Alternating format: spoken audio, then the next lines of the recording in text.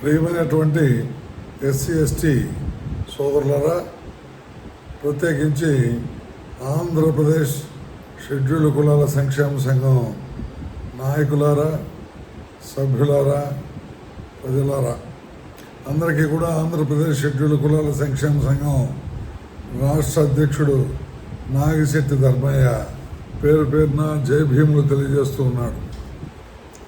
ప్రియమైన సోదరులారా, నేను ఇటీవల అందరికీ కూడా అమలాపురంలో జరిగినటువంటి ఎన్నికల విషయంలో జరిగినటువంటి ఒక దుస్సంఘటనని పంపించాను. అక్కడ మామూలుగా మనకు ఎస్సీ ఎస్టీ యాక్ట్లో దాదాపు 4-5 క్లాజులు ఉన్నాయి కేవలం ఎలక్షన్కు సంబంధించి. అసలు ఒక పెద్ద చేదునేది ఏంటంటే ఎస్సీ ఎస్టీలు సాధారణ జనాల సంగతి పక్కన పెడితే చదువుకున్న వాళ్ళు తమ చట్టాన్ని ఒక్కసారి కూడా చూసిన పాపాన పోవడం లేదు. మరీ ఉద్యోగులైతే అస్సలు మంది కాదని అనుకుంటారు. అయితే నా పరిశీలనలో ప్రతి ఒక్క ఉద్యోగి ఏదో ఒక సందర్భంలో ఏదో ఒక రోజు ఎస్సీ ఎస్టీ పరమైనటువంటి అట్రాసిటీకి గురవుతూ ఉన్నాడు. ఇది నేను ఈ 34 సంవత్సరాలుగా నేను సంఘంలో పనిచేస్తున్న నేపథ్యంలో నేను చాలా నంబర్ ఆఫ్ కేసెస్ నేను గమనించా. లో క్యాడర్ కాదు, మధ్య క్యాడర్ కాదు, అత్యున్నత స్థాయి కాదు, కసరి బుసగొట్టున అతని గాలిసోక 4 పడగల హైందవ నాగరాజు. మరి ఆ విధంగా కులం అనేది ఏ పరిస్థితుల్లో అయినా సరే, ఎవరినైనా సరే, ఎంత తోడినైనా సరే కులము అనే ప్రాతిపదిక మీద ఏమాత్రం లక్ష్య పెట్టకుండా బాధించేటువంటి పరిస్థితి ఉంటుంది. అయితే ఈ యొక్క దీంట్లో ఎస్సీ ఎస్టీ యాక్ట్లో 26 క్లాజులు ఉన్నాయి. మళ్ళా వాటికి ఉప క్లాజులు కూడా ఉన్నాయి. అసలు సెక్షన్ 3 ఏం చెప్తుంది, సెక్షన్ 3లో 1 ఏం చెప్తుంది, సెక్షన్ 3(1)(2) ఏం చెప్తుంది, అదేవిధంగా సెక్షన్ 4 ఏం చెప్తుంది. ప్రధానంగా వీటిని గురించి ఒక్కసారి కూడా మన వాళ్ళు ఆలోచించినటువంటి దాఖలాలు ఉండవు. అదేవిధంగా రీహాబిలిటేషన్ అనేటువంటి చాప్టర్ ఉంది. అదేవిధంగా 1895 రూల్స్, నియమ నిబంధనలు ఉన్నాయి. అదేవిధంగా 2015లో మనకు ఇంకా కూడా పార్లమెంట్లో దాన్ని ఎన్హాన్స్ చేసి చట్టాన్ని ఇంకా కట్టుదిట్టంగా మనకు వెలువరించిన పరిస్థితి కూడా ఉంది. అయితే మన చట్టాన్ని మనమే తెలుసుకోకుండా ఇతరులు దాన్ని అమలు చేయడం లేదని అడగడంలో అర్థం లేదు. పలాంటి దొంగతనం అనేది నీకు స్పృహ లేకుండా నాకు దొంగతనం జరిగిందని నువ్వు పోలీస్ స్టేషన్కి ఎట్టపోగలుగుతున్నావు? లేదు కదా. దొంగతనం జరిగింది, దొంగతనం అంటే నువ్వు తెలుసు, దొంగతనం జరిగిన పరిస్థితులు తెలుసుకొని అప్పుడు పోలీస్ స్టేషన్కి పోగలుగుతున్నావు. అదేవిధంగా ఒక చిన్న ఎగ్జాంపుల్ చెప్పాలంటే భూమి దురాక్రమణ. ఈ భూమి దురాక్రమణ అనేటువంటిది మామూలు కేసులు అయితే సివిల్ కేసు. ఎస్సీ ఎస్టీల విషయానికి వచ్చేటప్పటికి ఎస్సీ ఎస్టీ యాక్ట్ ప్రకారం క్రిమినల్ కేసు. ఈ విషయాలు ఎవరు తెలుసుకోవాలా? ఎవరైతే దాని ప్రయోజనాలు పొందేదానికి అర్హత కలిగి ఉన్నారో వాళ్ళు తెలుసుకోవాలి. నేను ఎప్పుడో 5 సంవత్సరాలకు వచ్చేటువంటి ఎన్నికలు, ఆ ఎన్నికల సందర్భంగా అక్కడక్కడ తలెత్తేటువంటి కొన్ని అక్రమాలు, అలాంటి అక్రమాలు వినూత్నంగా మనం పరిశోధించేదానికి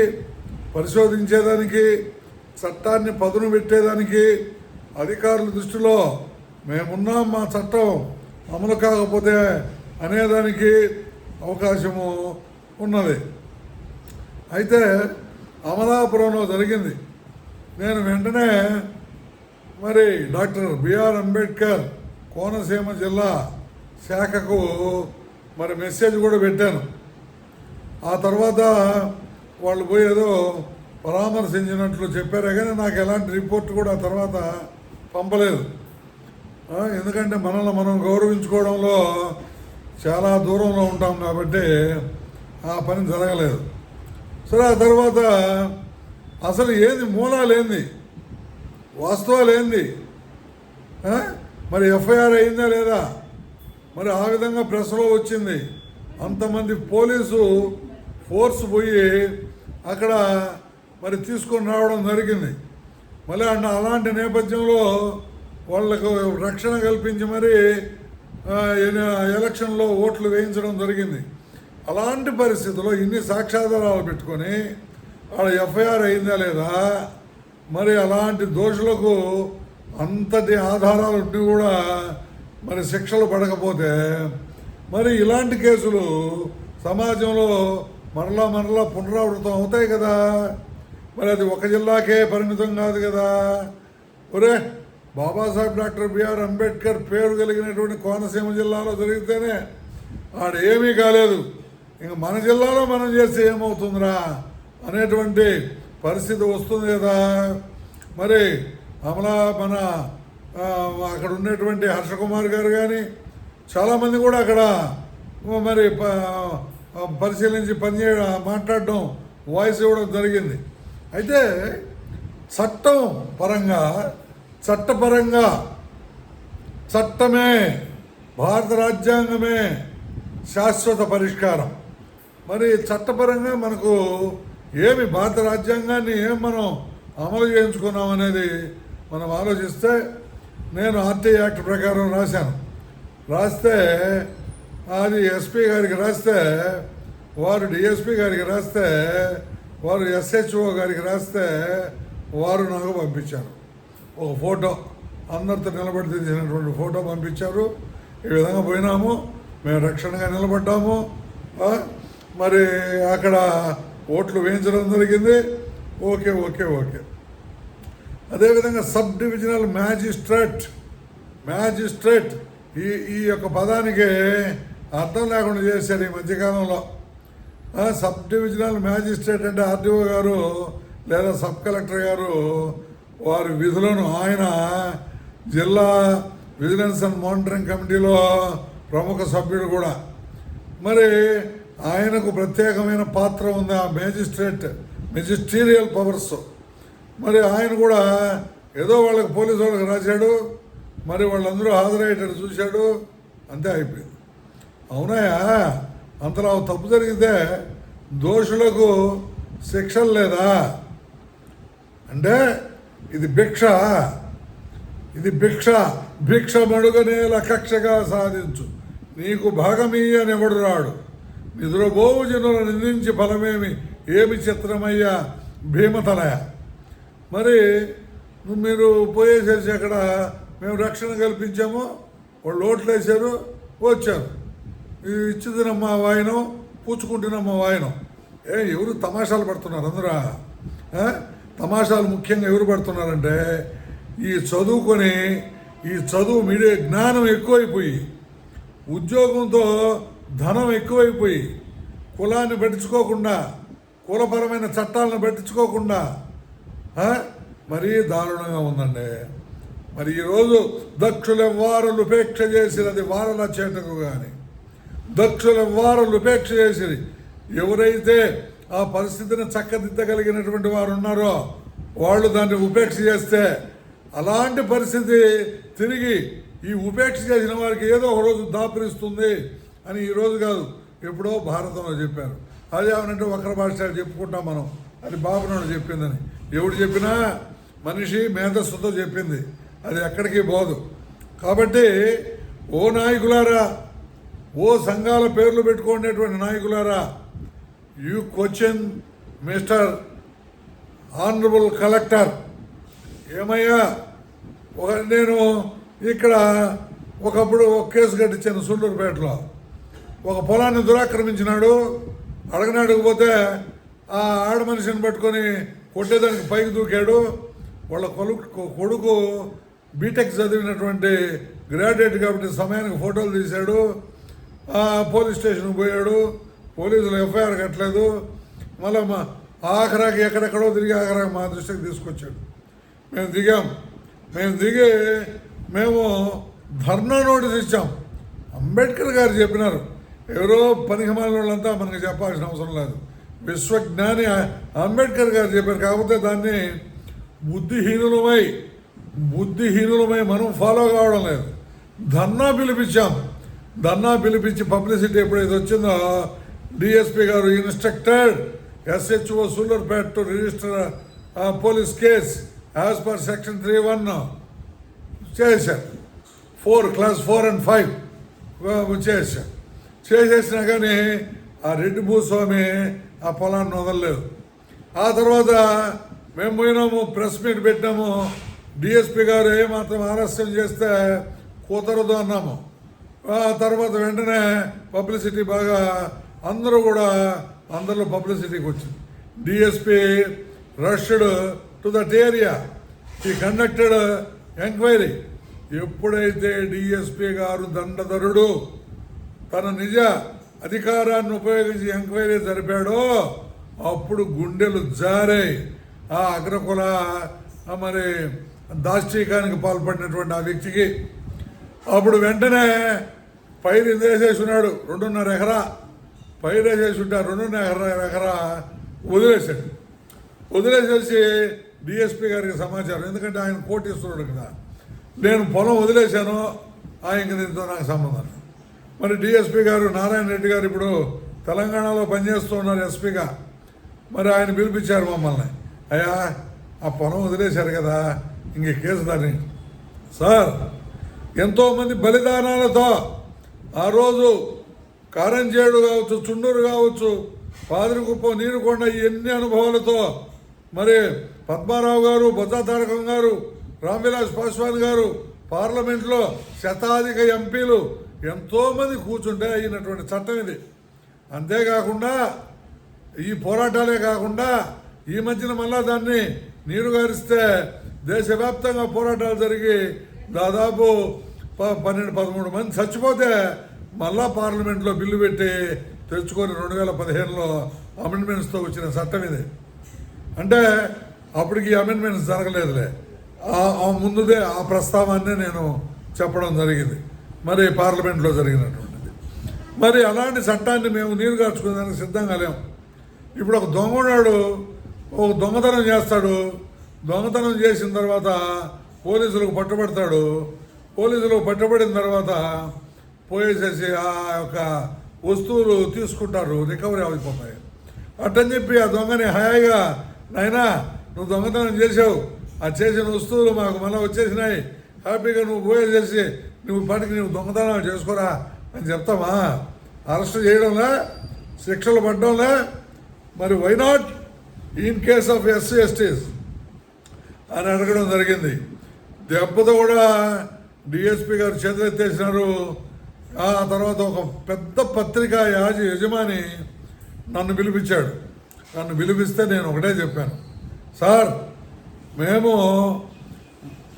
మిగతా వాళ్ళకి చేసేదాన్ని చూడండి, ఇంత పెద్ద అధినేత అయినా మీరే పిలిపించినారు, మీరే పిలిపించి ఈరోజు నాతో మాట్లాడుతున్నారు. మామూలుగా అయితే నాతో మాట్లాడరు, మీరు ఈరోజు మాట్లాడుతున్నారు. ఎందుకంటే మీ వాళ్ళు కాబట్టి. నా వాళ్ళకి ఎవరున్నారు? నా వాళ్లకు మేము మాత్రమే ఉన్నాం. కాబట్టి మేము నిలబడ్డాం. సో నేను తినజాల రక్తపు కూడు నా వల్ల కాదు, నేనుగా రాజీ బొమ్మని నేను చెప్పను. అవతల వెంటనే వాళ్ళు హైకోర్టుకి వెళ్ళిపోయి అరెస్టు మీద స్టే తెచ్చుకున్నారు. దీనిలో మన యాక్ట్కి స్టే లేదు. అరెస్టు కాకుండా ఆరోగ్య కారణాలు చూపెట్టి ఇప్పుడే కాకుండా కొంతకాలం కావాలి. ఆ తర్వాత చనిపోయినాడని అంటారు. మనకు తెలియదు అవన్నీ. మనము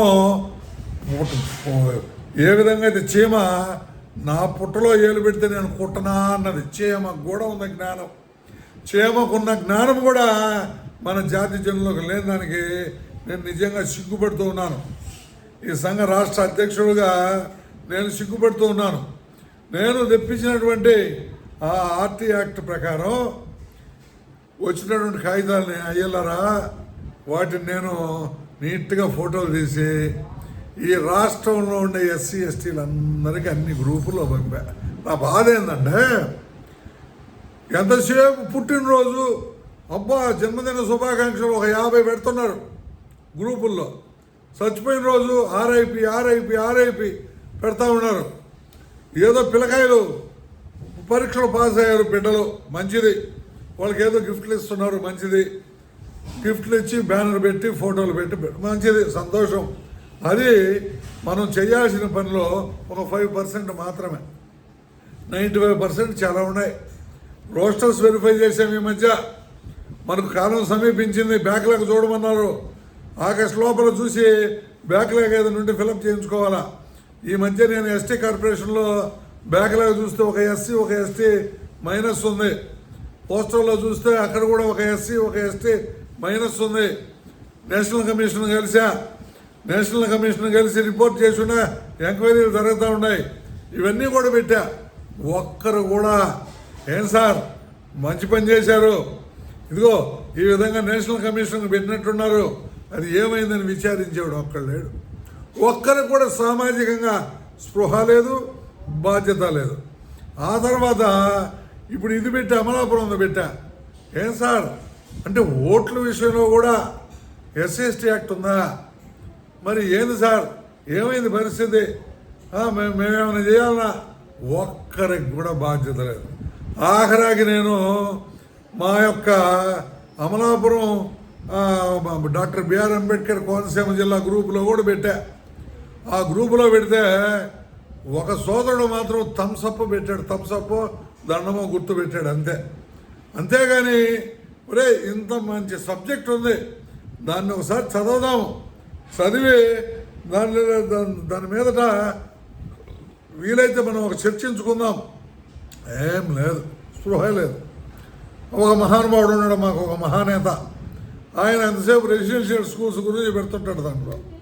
ఓకే, మంచిదే అన్ని పేపర్లలో వస్తూ ఉంటాయి అవి. ఇంకా దాన్నే అదే పెద్ద మహాసేవలాగా చూపిస్తాడు ఆయన. ఇప్పుడు ఇది నేను మాట్లాడాను అనుకో, ఒక భూతం ఉంది మాకు. ఇప్పుడు ఒక పెద్ద దెయ్యం వచ్చి పడిపోయి ఉన్నది రాష్ట్రంలో, నేనే రాష్ట్ర అధ్యక్షుడిని అంటూ. అంటే ఇప్పుడు గోడ మీద పిల్లి పాత్ర పోషించేస్తారు వెంటనే. ధర్మయ్య గారు ఇదిగో ఈ విధంగా మాట్లాడాడయ్యా, అవును నా కడుపు మంట. మన సంఘం ఇది. ఈ సంఘము అర్క సమతేజం, సూర్యప్రభాభాసితం.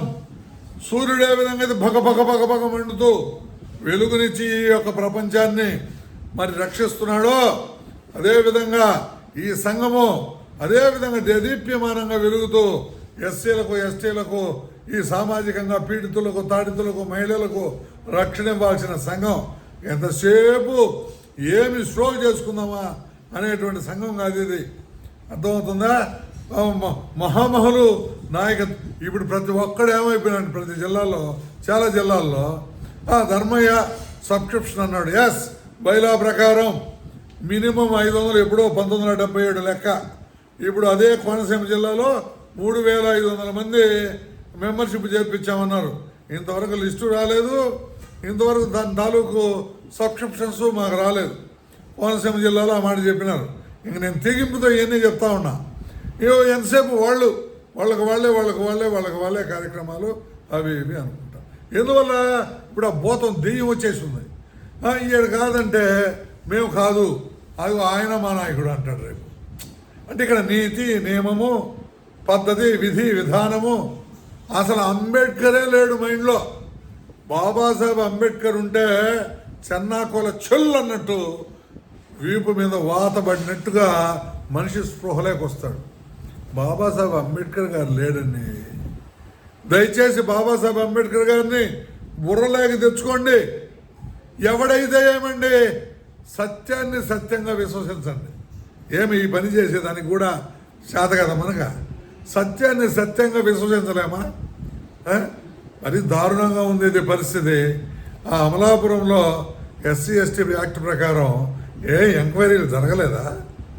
ఎంక్వైరీలు జరగకపోతే వాళ్ళకి ఎందుకు ప్రొటెక్షన్ కల్పించాలా? స్వేచ్ఛ స్వాతంత్ర్యాలు భారత రాజ్యాంగం ఇలా వాళ్ళు కూడా పోలేరా? ఎందుకు ప్రొటెక్షన్ కల్పించేటువంటి పరిస్థితి వచ్చింది? సో ఒక బలమైన శక్తి ఉంది అక్కడ, వాళ్ళని అడ్డుకున్నారు. ఎవరు అడ్డుకున్నారో ఎత్తే లోపలేస్తే ఇంకొకడు ఆ పని చేయకుండా ఉంటాడు. యునైటెడ్ రెస్పాన్సిబిలిటీ ఎవరూ ఫీల్ కావడం. జీవోత్సవంలాగా సంఘం ఉండేదానికంటే అది చచ్చిపోయింది అనుకోవడం ఎంతో మేలని నేను భావిస్తున్నాను ఈరోజు. అంబేద్కర్ పేరు చెప్పుకొని కలెక్టర్ల కాడకు పోయి ఫోజులు ఇచ్చి, ఎంపీల కాడకు పోయి ఫోజులు ఇచ్చి, ఎమ్మెల్యేల కాడకు పోయి ఫోజులు ఇచ్చి, మంత్రుల కాడకు పోయి ఫోజులు ఇచ్చి సిగ్గులేనటువంటి పని. కాబట్టి నేననేది ఏంటంటే పౌరుషంగా బతుకుదాం సోదరులారా, పౌరుషంగా బతుకుదాం. మన సబ్జెక్ట్స్ను మనమే, నన్ను తిడతారు ఇప్పుడు నాకు తెలుసు. నేను ఈ విధంగా మాట్లాడినప్పుడల్లా, నేను వాస్తవాలు మాట్లాడినప్పుడల్లా ఒక ఆయన అయితే డిలీట్ చేస్తాడు వెంటనే ఆ గ్రూపులో నుంచి. ఆయనకు మట్టి మశానం ఏం తెలీదు. ఆయన అసలు ఎంతకాలం ఈ సంఘంలో పనిచేసాడో కూడా తెలియదు. నా చేతుల మీదనే పదవులు ఇచ్చా, అర్థమవుతుందా? అయినా ఆయనకు పెద్ద చిన్నలే. ఏదైనా వాస్తవాలు మాట్లాడితే టక్కని డిలీట్ చేస్తాడు. ఎందుకు చేస్తాడు డిలీట్? జాతిని గురించి మనం సమీక్షించుకోకపోతే, జాతి మంచి చెడ్డలు ఎప్పటికప్పుడు మాట్లాడుకోకపోతే ఇంకెప్పుడండి ఎవరి కోసం మనం ఈ సంఘాలు పెట్టుకోవడం? దయచేసి ఆలోచించండి. ఇది బాగాలేదు, ఈ పద్ధతులు బాగాలేవు. పునఃసమీక్షించండి. వ్యక్తిగత శోభకు కాదు ఈ సంఘాలు, జాతి శోభకు, జాతి క్షోభకు కాదు, జాతి శోభిల్లాల, జాతి వర్ధిల్లాల, జాతి క్షేమంతో ముందుకు పోగలగాల. ఒక్క అడుగైనా ముందుకు తీసుకుపోండి ఈ రథాన్ని, లేకపోతే ఉన్నకాడే వదిలేయమన్నాడు బాబాసాహెబ్ అంబేద్కర్ గారు. స్పందన లేని జీవితం, ఆత్మాభిమానం, ఆత్మగౌరవం లేకపోతే జీవోత్సవం అన్నాడు బాబాసాహెబ్ అంబేద్కర్ గారు. ఆయన్ని కూడా మీరు ఆయన మాటలు కూడా కాదంటారా? ఆత్మగౌరవం ఉన్నట్టేనా మనకు? మన పక్కన ఒక అన్యాయం జరుగుతూ ఉంటే చట్టం ఎవరికి చుట్టం? మన ఉద్యోగస్తులం అందరం కలిసి నడిస్తే ఎవరి కోసం సమాధానం చెప్తారు? దయచేసి ఆలోచించండి. దెయ్యాలు భూతాలు వెనకిపోతే వాళ్ళ ఆస్తులు కోటీశ్వర్లు, నేను కాదన్నా, కోటీశ్వర్లు అది వ్యక్తి పూజ. బాబాసాహెబ్ గారు వ్యక్తి పూజను వ్యతిరేకించాడు. నా విగ్రహాలు నన్ను వ్యక్తిగా మీరు పూజించాల్సిన అవసరం లేదని అంబేద్కర్ గారే చెప్పాడు. బుద్ధుడు చెప్పాడు నేను దేవుడు కాదని చెప్పాడు. అర్థమవుతుందా? కోటీశ్వర్లకు కొమ్ము కాయడం, డబ్బుండే వాళ్ళ కొమ్ము, సమిష్టి బాధ్యతను వదిలేసి, సమిష్టిగా కృషి చేయడం వదిలేసి, సమిష్టిగా ఆలోచించడం వదిలేసి, డబ్బులు చేత పట్టుకొని 2-3 కారుల్లో వచ్చేసేసి నేను నాయకుడిని అంటే బైలాని వదిలేసి, బైలాని తొంగలో దొక్కేసి, నీతి నియమాలు వదిలేసి, సంఘ బాధ్యతలు వదిలేసి, ఒక పెద్ద భూతం దెయ్యం కోట్లకు పడగలెత్తి నేను పాలరాతితో విగ్రహం పెట్టి నేను వస్తానే, జిందాబాద్ జిందాబాద్ జిందాబాద్ జిందాబాద్. పాలరాతితో కాదయ్యా, ఒక 100 రూపాయల ఫోటో భక్తితో అంబేద్కర్ గారి ఫోటో ఇంట్లో పెట్టుకున్నా వాడు గొప్ప అంబేద్కరీయుడు. పేదరికాన్ని మనమే ఎక్కిరిస్తే ఇంక అంబేద్కరిజానికి అర్థమే లేదు. అర్థమైందా?